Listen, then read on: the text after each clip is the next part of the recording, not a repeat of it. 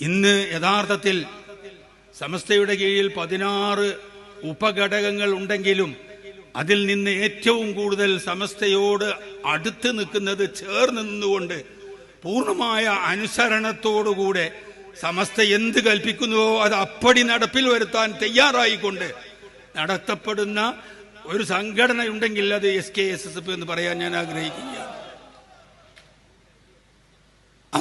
അവരാണ് ഇപ്പോൾ സമസ്തന്റെ ഊന്നുവടിയായി നിലകൊള്ളുന്നത്. ഒരു കാലത്ത് SYS ആ പേരുണ്ടായിരുന്നു. ഇപ്പോൾ സമസ്തയുടെ കൂടെ നിന്നുകൊണ്ട് എന്ത് പറയുന്നുവോ അത് അപ്പടി കാതോർത്ത് നടപ്പിൽ വരുത്താൻ തയ്യാറായിക്കൊണ്ട് നടക്കുന്ന ആ വിഭാഗം അത് ഈ മക്കളാണ്. അള്ളാഹു അവരുടെ ഈ പ്രവർത്തനം സ്വാലിഹായ അമലായി സ്വീകരിക്കട്ടെ.